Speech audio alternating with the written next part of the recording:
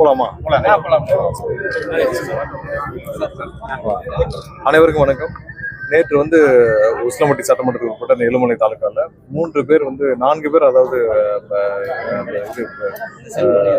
4 பேர் மின்னல் தாக்கி பாதிக்கப்பட்டிருந்தாங்க.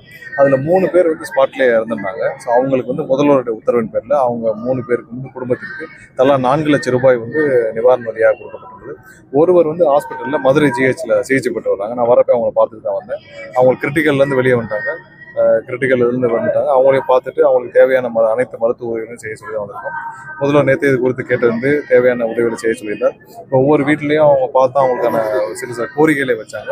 இப்போ நம்ம கடைசியாக பார்த்த இந்த வீட்டில் அவங்களுக்கு வீடு கட்டுறதுக்கான வீடுகள் இல்லாமல் இருக்காங்க. அவங்களுக்கு நம்ம அரசு சார்பான வீடுகள் ஒதுக்கும் பணிகள் கலெக்டர்கிட்ட சொல்லியிருக்கோம். கலெக்டர் சீக்கிரம் அதுக்கான பணிகளை துவக்கி வேலைகளை பார்ப்பார். கண்டிப்பாக அரசு சார்பாக என்ன உதவிகள் செய்ய முடியுமோ அந்த குடும்பத்திற்கு செய்யப்படும். நிதி உதவிகளும் உடனடியாக கையில் வழங்கப்படும். இல்ல அவங்களுக்கான என்ன ப்ரொஃபைல் இப்போ கொடுத்துருக்காங்க, என்ன அவங்களுக்கு தகுதி அடிப்படையில் என்ன மாதிரியான வேலைகள் கொடுக்க முடியுமோ அதுக்கான அவர் எம்எல்ஏ சொல்லியிருக்கோம். வழங்கப்படும் என்ன மாதிரியான வேலைகள் வழங்க முடியுமோ அதை கொடுப்போம். மற்றபடி நிவாரணம் அரசு சார்பாக ஒவ்வொரு குடும்பத்துக்கும் நிவாரணம் கொடுக்கப்படும்.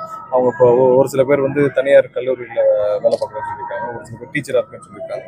அவங்களுக்கு வேற என்ன உதவிகள் செய்ய முடியும் பார்த்து செஞ்சுருக்காங்க. இன்னைக்கு சிஎம் டெல்லி போயிருக்காரு. கிட்டத்தட்ட 4 கோரிக்கை வச்சிருக்காரு. மேகதாது அணை சம்பந்தமாக மீனவர்கள், நம்மளுடைய தமிழக மீனவர்கள் கைது செய்யப்படுவதை தடுக்க வேண்டும் என்பதற்காக மேகதாது அணை கர்நாடகத்துக்கு அனுமதி கொடுக்கக்கூடாது, உடனடியாக நிறுத்தப்பட வேண்டும் என்ற கோரிக்கையும், அது இல்லாமல் தமிழ் தாய் வாழ்த்து, முக்கியமாக தமிழ் தாய் வாழ்த்து கவர்னர் மாளிகையில் எந்த நிகழ்ச்சி எடுத்தாலும் அது முதல்ல தமிழ் தாய் வாழ்த்தை பாடாமல் அவங்க வந்தே மாதிரம் பாடுறாங்க. அது கண்டனத்துக்குரியது. மற்ற மாநிலங்களில் கடந்த 2 வாரத்துக்கு முன்னாடி பார்த்தீங்கன்னா வெஸ்ட் பெங்காலில் அவங்களுக்கு தேவையானப்ப மேற்கு வங்கத்தில் மட்டும் மாற்றி பாடினார்கள். ஸோ அவங்களுக்கு எங்கெங்கெல்லாம் அரசியல் தேவைப்படுதோ அங்கெல்லாம் செய்கிறாங்க. தமிழகத்தில் நடக்கும் கவர்னர் மாளிகையாக இருந்தாலும் சரி, கவர்னருக்கு உட்பட்ட இடங்களாக இருந்தாலும் சரி, தமிழகத்தில் நடக்கும் நிகழ்ச்சிகளுக்கு தமிழ் தாய் வாழ்த்து முதன்மையாக பாடப்பட வேண்டும். அதற்கப்புறம் நீங்கள் என்ன வேணாலும் செஞ்சுக்கோங்க. அதுதான் முதல்வருடைய முதன்மையான கோரிக்கையாக இருந்துச்சு. அதை செவிசாய்த்து பிரதமரும் ஒன்றிய அரசும் அதை மாற்றுவார்கள். முதலாவது தமிழ் தாய் வாழ்த்தும் வந்தே மாதிரம் தமிழகத்திற்கு இப்போதைக்கு தேவையில்லை. அதை நீங்கள் கடைசியாக கூட பேசிக்கலாம், பாடிக்கலாம். பட் முதலாவதாக தமிழ் தாய் வாழ்த்தை பாட வேண்டும் என்று கோரிக்கை. முதல்வர் துறை சார்ந்த அமைச்சர்கள் யாருமே போறேன் இல்லை, அது அஃபிஷியல் விசிட்டு. ஏன்னா ஒவ்வொரு முறையும் முதல்வரும் எப்படின்னா அவர்களுடைய வேலைகளில் அவர்கள் கவனம் செலுத்த வேண்டும்.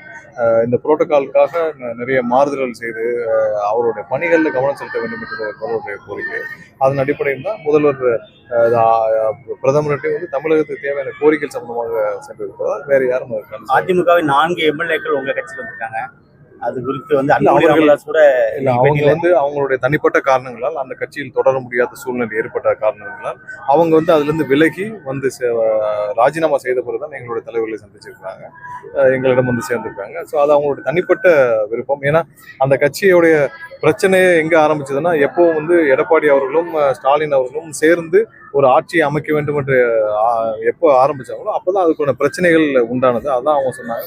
ஸோ எப்பவும் அம்மாவும் புரட்சி தலைவரும் திமுகவுக்கு எதிரான கொள்கைகளை கொண்டு திமுகவுக்கு எதிராக அரசியல் செய்தவர்கள் எப்போ திமுகவுடனேயே சேர்ந்து ஆட்சி அமைக்க வேண்டிய சூழ்நிலைக்கு திரு எடப்பாடி அவர்கள் தள்ளப்பட்டாரோ அதை எதிர்த்து அவங்களாம் வெளியே வந்திருக்காங்க. ஸோ அது அவருடைய தனிப்பட்ட விருப்பம். அதை பத்தி நம்ம எப்படி கவனிக்கணும்?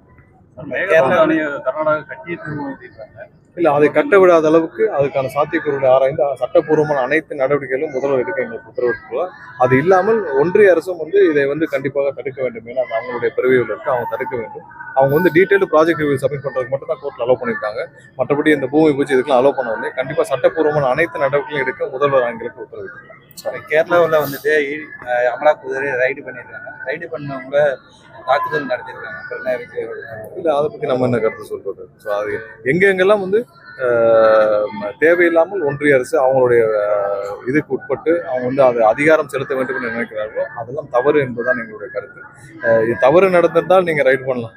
தவறே இல்லாமல் உங்களுக்கு எதிராக இருக்கும் அரசு என்பதற்காக நீங்கள் அவர்களை மிரட்டும் தொழில் செய்ய வேண்டியது தேவையில்லாது.